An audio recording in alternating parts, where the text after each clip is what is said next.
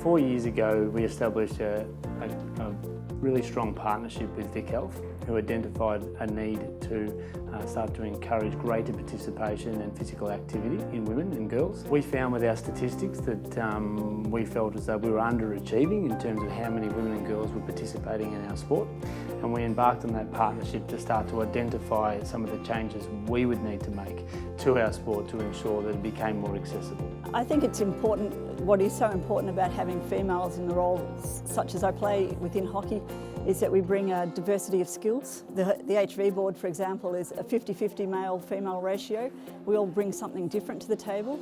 The girls sometimes look at things differently from the boys, but actually, even at times, the male and the female don't necessarily differ on thought. It might be how we articulate it. I think women do a mountain of volunteer work in sporting clubs generally, and obviously across the community. In fact, I think the vast majority of volunteer work is performed by women, and most of that is behind the scenes.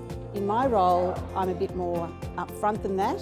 I'm more visible as a member of the Camberwell Hockey Club community, and I think it's important for girls and young women to see that women can hold positions where they contribute to decisions being made, their opinions are sought, their voices are heard, and they, in my case, help steer the direction of our Camberwell Hockey Club. My role at MCC is to head up the women's program, particularly Premier League.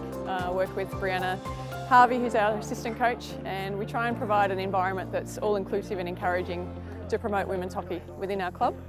Specifically with Premier League, we're looking at developing our elite talent to ultimately aim to win the premiership in Premier League.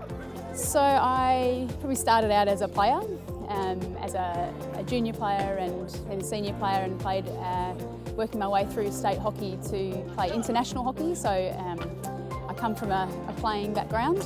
I'm also a trained teacher, and then I worked into sports administration, so I became a coach through a combination of skills and experiences, and probably led it a natural lead to become a coach. I think it's really important we have more females both contributing to our umpiring and benefiting from our umpiring.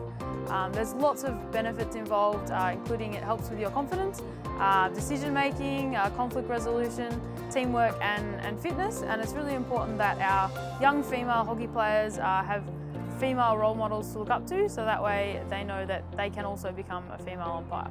The benefits of our diverse board is, of course, that the whole board consider all of the issues that we have in our wider hockey community and the sporting community, which I think is really important, and it means that a number of the programs that we've embarked on in the last 3 to 4 years certainly are becoming more sustainable in our organisation and into the future.